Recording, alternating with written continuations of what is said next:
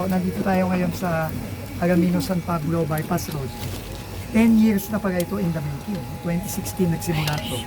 2.2 something billion, 13 kilometers. Pero napaka-critical dito kasi kung ikaw papuntang Bicol o Quezon, Lucena, hindi ka nadadaan sa bayan ng Alaminos, tsaka hindi ka nadadaan sa bayan ng San Pablo.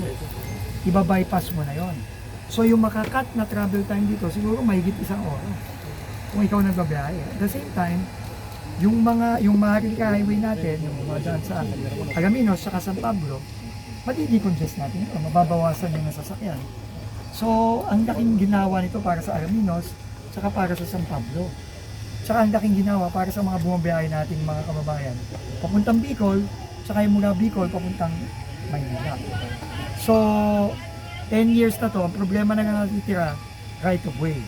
So nangako po yung mga mayor natin, gagawin na si Mayor Nudge, na tutulungan niya tayo dun sa mga kababayan natin tatamaan. Kita niyo naman, no? Meron na ng mga konti.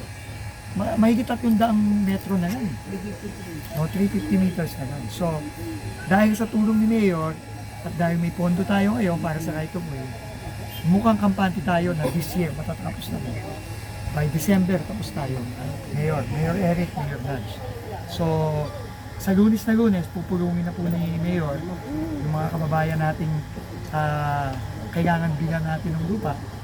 At magbabayad na tayo ora mismo nung mga lupang yun. Para naman, kailangan naman bayaran natin ang tama yung mga kababayan natin sa tulong ni Mayor. So, yun ang commitment.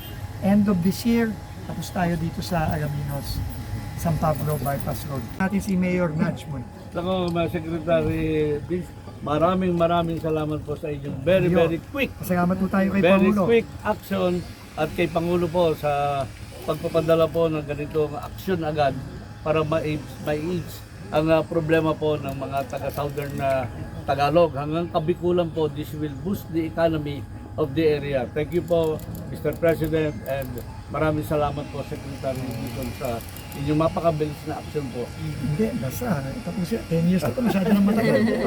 Sabi nga ni Pangulo, bago yung DPWH mag-isip muna ng mga bago, kailangan ito muna ng mga nakabitin.